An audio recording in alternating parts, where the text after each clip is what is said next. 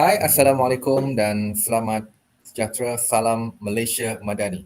Saya Emizul Ismail mewakili pasukan kami dari IPG Kampus Batu Lintang, Kuching, Sarawak akan mengutarakan inovasi berjudul Pocket Sipusa 1.0. Salam sejahtera, saya Stefi Biasiu dan saya akan meneruskan pembentangan inovasi yang telah kami hasilkan iaitu Pocket Sipusa 1.0. Baiklah, pertama sekali kita akan melihat abstrak inovasi ini. Pocket Sipusa 1.0 merupakan sejenis permainan yang boleh dikendalikan secara berkumpulan, sekurang-kurangnya 2 kumpulan. Cara mengakses permainan ini ialah secara dalam ataupun luar talian. Subtopik yang telah kami pilih ialah simpulan bahasa yang berfokuskan kepada tahun 4. Pemenang akan diisytiharkan melalui murid yang mendapat markah tertinggi.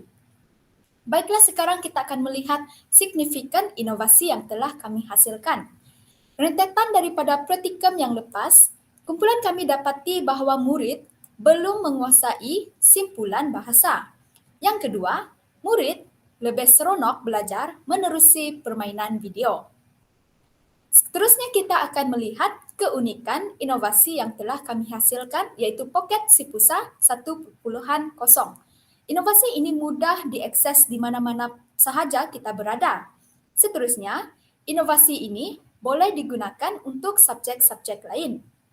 Yang ketiga, inovasi ini amat menarik dan mengujakan. Seterusnya, keunikan inovasi ini boleh meningkatkan daya saing secara positif antara murid dan sesuai dengan minat kanak-kanak. Seterusnya, keunikan inovasi ini dapat mengukur kefahaman murid sesuai dengan objektif pembelajaran yang telah ditetapkan oleh guru. Dan akhir sekali, inovasi Pocket Sipusa ini mempunyai arah soalan yang mesra pembelajaran terbeza. Salam sejahtera. Saya Radika Anak Antau yang akan meneruskan pembentangan rakan saya sebentar tadi berkenaan komponen yang keempat iaitu cara penggunaan inovasi Pocket Sipusa. Iaitu saudara dan saudari sekalian hanya perlu klik pada pautan atau imbas QR code yang telah kumpulan kami sediakan. Kemudian, baca arahan permainan dalam Pocket Sipusa 1.0. Bagi komponen yang kelima iaitu apakah faedah inovasi yang telah kami hasilkan ini?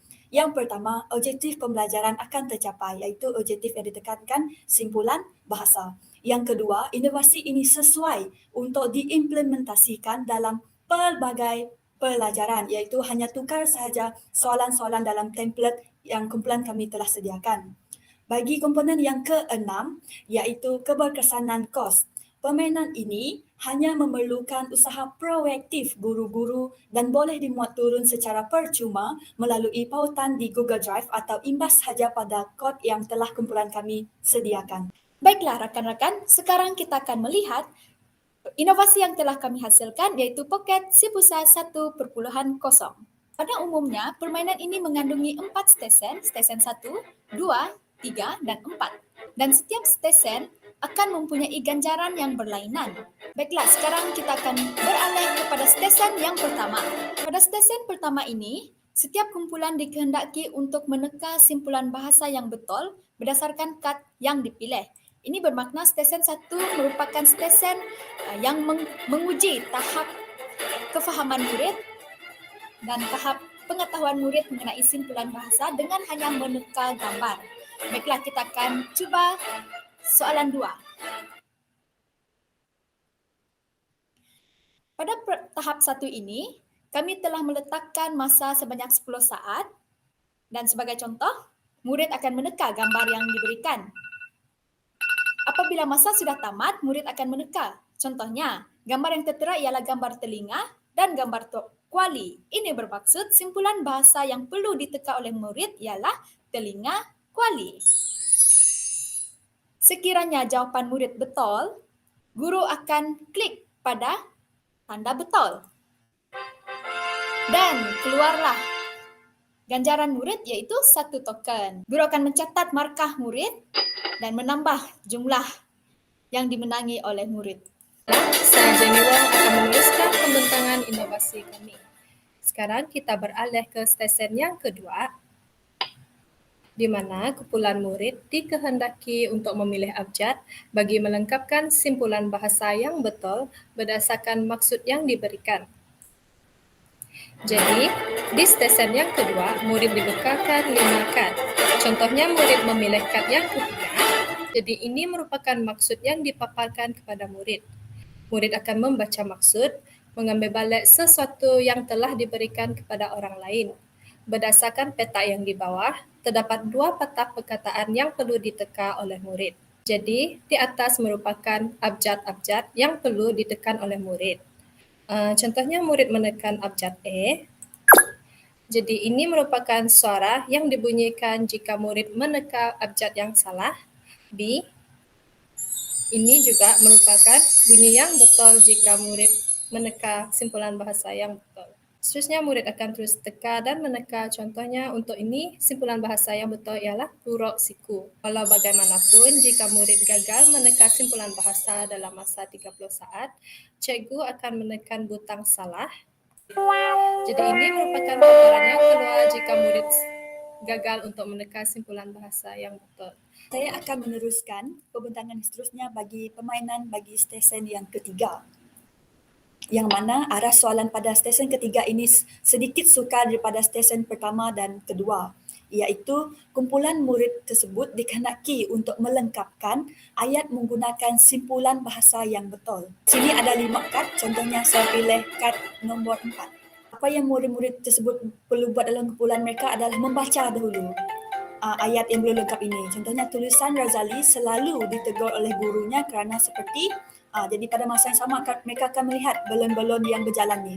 Mereka dalam masa yang sama itu mereka pilih mana simpulan bahasa yang sesuai untuk dimasukkan bagi melengkapkan ayat tersebut.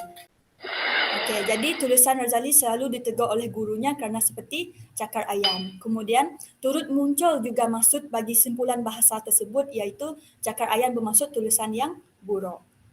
Kemudian jika jawapan tersebut betul, guru akan klik pada tanda betul dan kumpulan tersebut akan mendapat 3 token. Saya Bajana Caroline akan meneruskan pembentangan inovasi kami. Ini merupakan stesen 4 yang merupakan juga permainan terakhir.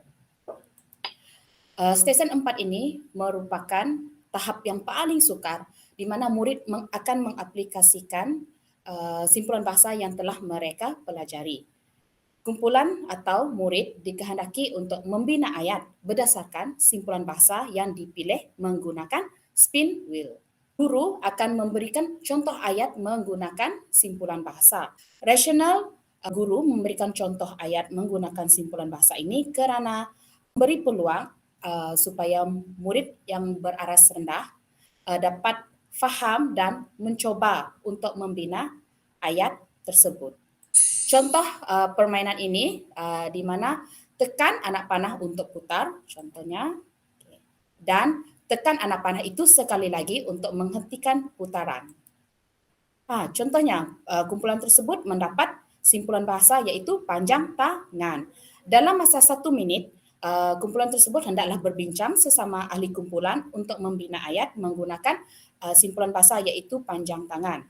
Contohnya, sekiranya murid tidak dapat atau gagal untuk membina ayat menggunakan simpulan bahasa tersebut, guru akan menekankan atau klik pada butang salah dan keluar kata-kata semangat. Sekiranya pula murid dapat menggunakan atau membina ayat dengan betul, guru akan klik pada tanda betul dan murid akan mendapat 4 token.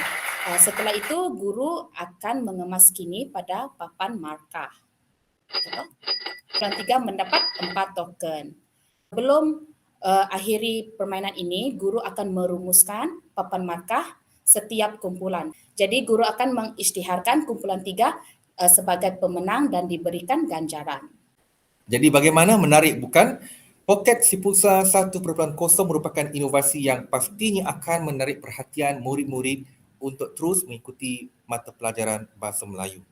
Untuk pengetahuan semua, mata pelajaran ini sudah pastinya akan diminati dan juga inovasi ini juga sesuai untuk digunakan untuk semua subjek yang diajar pada peringkat rendah maupun pada peringkat menengah dan menyangkut seruan kerajaan dalam konteks pembelajaran terbeza. Terima kasih.